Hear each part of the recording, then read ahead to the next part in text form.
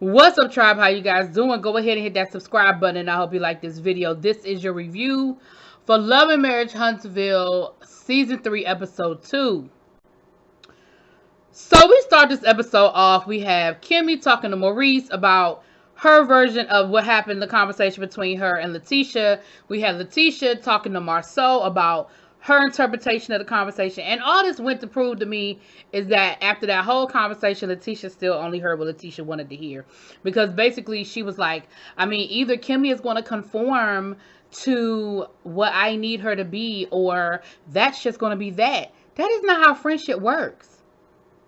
Like, Letitia, you still don't get it. You still don't understand. And Kimmy's thing was, if she wants me to change and not be who I am, Maurice was like, oh, then she don't know you very well. And Kimmy was like, but that's exactly what she said. She absolutely said that's what she wanted me to do. And I'm like, that's not a friend. A friend doesn't do what you want them to do and how and when you want them to do it. That's not what a friend. So once again, Letitia, you hear what you want to hear.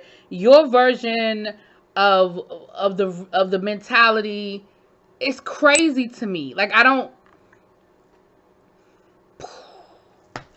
Then we had Letitia and Marceau address the whole him having a side chick down in Huntsville somewhere, and I'm assuming they saying it ain't true. Letitia said if I found out it was the case, then I would have to divorce you and take you for everything you have. Marceau said, well, I mean, if you had a baby outside, I would forgive you. And I feel like that was Marceau trolling us as viewers and trolling people. Like, at the end of the day, Marceau, yeah. Anyway, it's the rumor that's out there. If it's true, at the end of the day, listen, what happens in the dark will come to light, honey. All right. Martell goes to pick the kids up. He's going to Melody's house. He said this is the first time she done let him in the house. And she still wouldn't let him pass that front foyer, honey. So then she says, listen, we need to talk. So she takes him back outside to have a talk. I'm assuming so the kids don't overhear the conversation. But she's talking to Martell.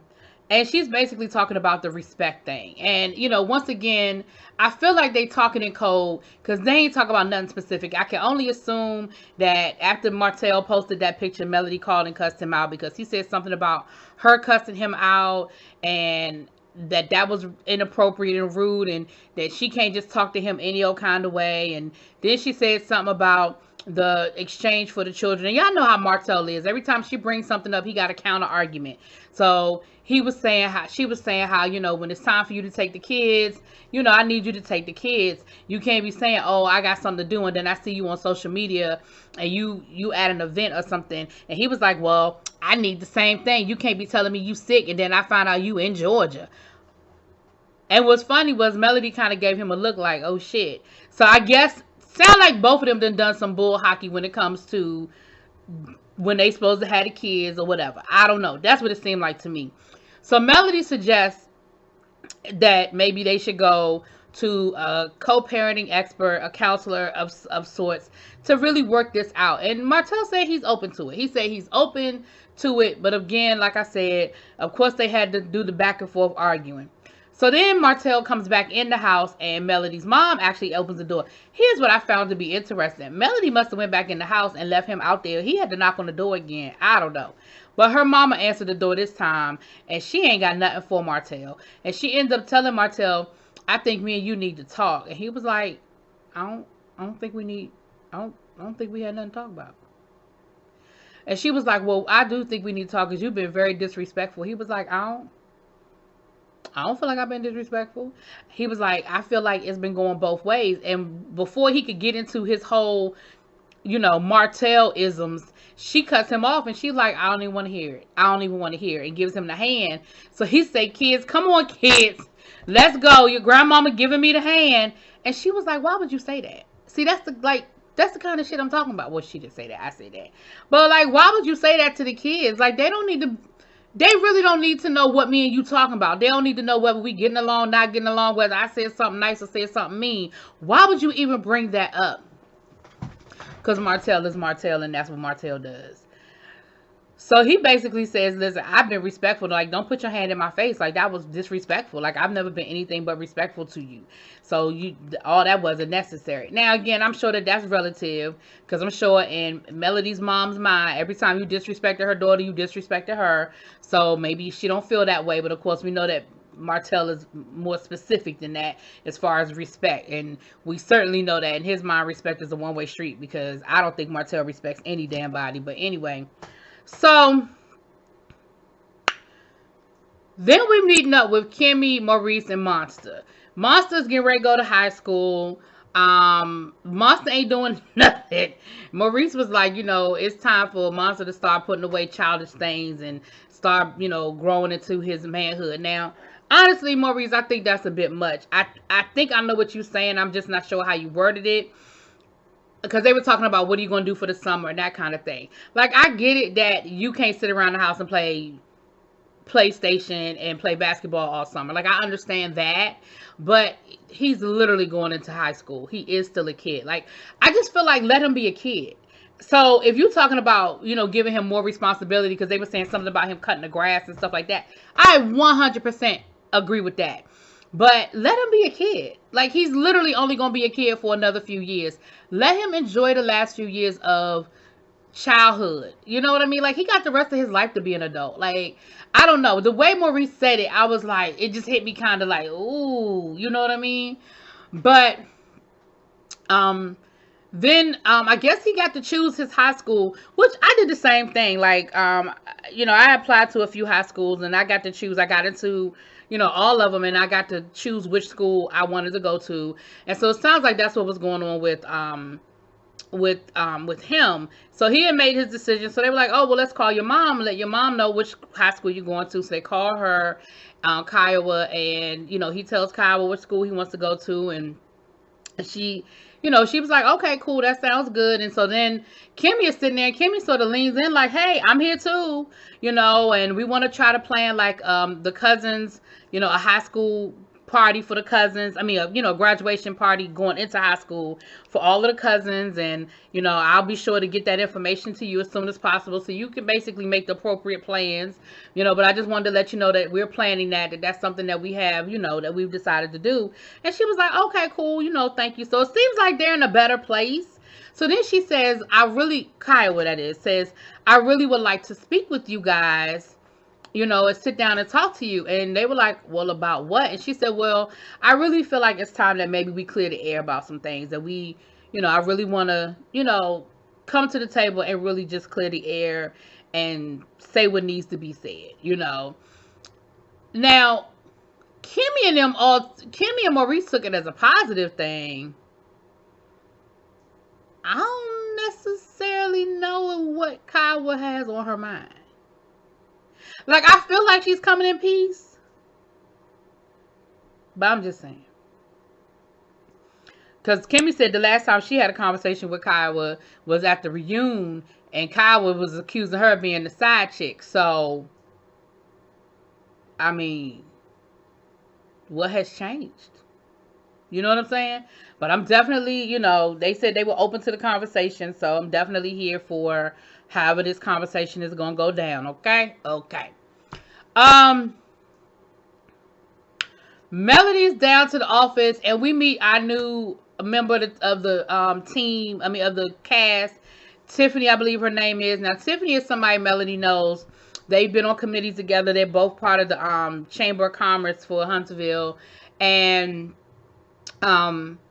she was talking to her about, on a personal level, they were talking about the divorce and where she is. Tiffany's been divorced. She's remarried now, but she's been through that before. So they talked on a personal level about what Melody was going through and how Melody was feeling about everything. Now, on a professional level, Melody was like, listen, I got a lot going on and I need some help. And I want to kind of hire some interns. I want to get them from the HBCU. So I want you to help me try to maybe kind of coordinate that. So they were able to have a good conversation about that. But again, she's new on the show, so she's definitely going to play a bigger role as we go deeper into the season. So that was her little introduction to the show or whatever. So Martell meets up with Chris, and And child, Martell was going into that backyard. Martell was like, yeah, I'm not saying, that, I'm scared. But I do sort of flash back to the last time I was sitting out here with Chris and Melody was losing her mind. I said, I feel like Melody was going to take, like that, listen, I feel like Melody was finally at her wit's end. And I really feel like she was going to take that man's head off in that last season. I really feel like she was serious. She was seriously going to take that man's head off. But anyway, so Chris, come to find out. Now, listen, we got a lot of information. I hope y'all was paying attention because we got a lot of information in this conversation. Chris is studying for his builder's license. That's important to understand. Martell says, oh, well, I need to be studying with you. I failed it about 6 years ago. So you building houses, but you don't have a builder's license, which means that you are using another agent.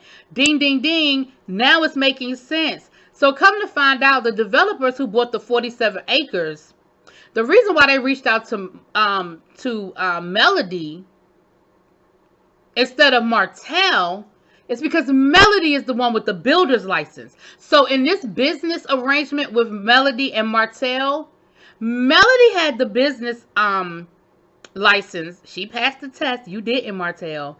And so that's how y'all have been building these homes. You've been doing all the legwork and, getting the permits and all of that. But it's Melody's license that's on all of that. Now, I'm no expert in all these things, but I know some basic shit. And what I know is you can't build it if you don't have the builder's license. But if you are working with someone who has the builder's license, then you good to go. And that is what's been happening. So once Melody and Martell split up, Martell then had to seek somebody else out who had a builder's license. Ding, ding, ding. That goes back to now you want to make up with Marceau. Now you're reaching out to some of your other friends who do have a builder's license, but now they want a bigger cut than what you was getting with Melody, because with Melody, y'all, it was the same company and all the money was going in the same pot. Y'all see what's going on here? You understand how much you learned in that conversation with Chris? Oh, okay. Now Martell gets upset because Martell is like, why wouldn't you come to me and talk to me about it? He was like, and I feel like Martell made a valid point. Again, I listen, when a broken clock is right twice a day. Martell said to Chris, listen, I let you sell the 47 acres because you're my friend. I got 1 million people that I could have gave that deal to. I already had the investor. I just needed somebody to broker the deal. So it seems to me like you would have given me that same courtesy on the flip side when it came time for the builder to build some homes. The Melody gave me more of a courtesy than you did. As my friend, Melody gave me more courtesy than you did. And so Chris was like, but that's like you getting this mixed up. Like that's what the builder wanted. They just looked at the name that was on the permit, the name on the deed, and who had the builder's license. And so they asked me to go talk to Melody, and that's what I did. And, Martell was like, yes, but you could have come to me and let me know what was going on.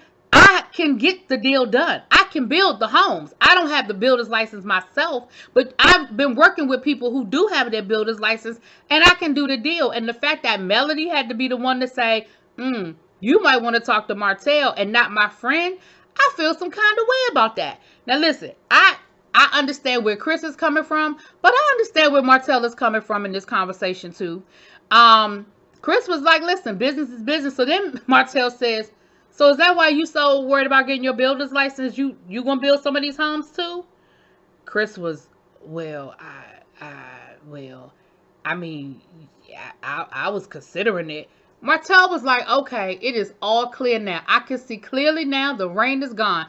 Okay, I see what's going on here. And again, we can say what we want to say about Martell, but I absolutely see where Martell is coming from in this. Okay. So anyway, Melody and Martell meet down to the co-parenting place. Melody says she found this lady online. She got good credentials or referrals or whatever, and she's looking forward to it. So the first thing they go in, the lady got little gifts for them. Probably got little journals and stuff in there for them to write stuff down, whatever. And she jumps right in. She said, hey, how the kids doing? Now Martell feels like the kids are fine. Melody said, listen, I've seen this in my daughter. My daughter wrote a song about her heart being broken. My son has resentment towards his father. And, I see it as an issue.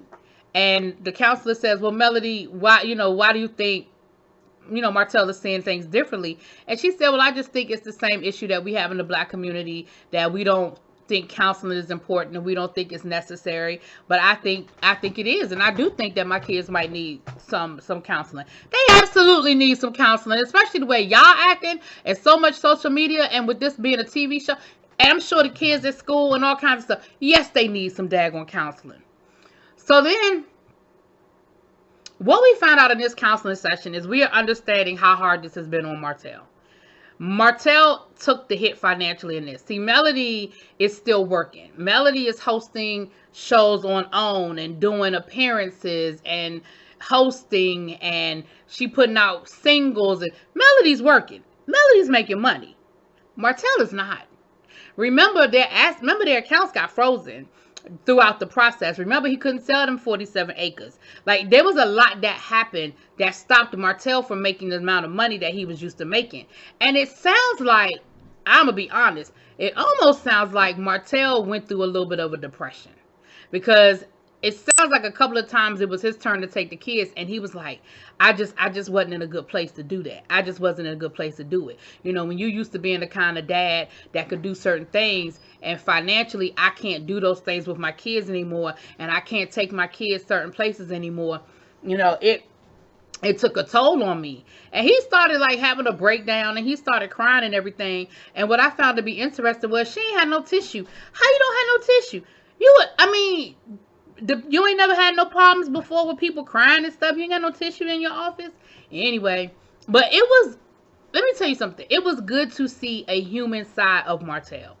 It was good to see the side of Martell that admits that everything ain't hunky-dory, that everything isn't perfect, that everything isn't always roses and whatever. It was good to see him be really, really open and honest about it. I mean, he didn't like it. He didn't like that vulnerability.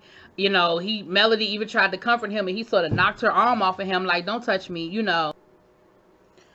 So anyway, they did agree to some things as far as the co-parenting and what some of the challenges are as far as that's concerned. So when they left the session, Martell really felt like it was a good session. Of course, he had to throw a dig at the other counselor because he felt like the other counselor was biased. And Martell listen, y'all always want to get on Marceau about being a chauvinist. Martell is way worse than Marceau ever was.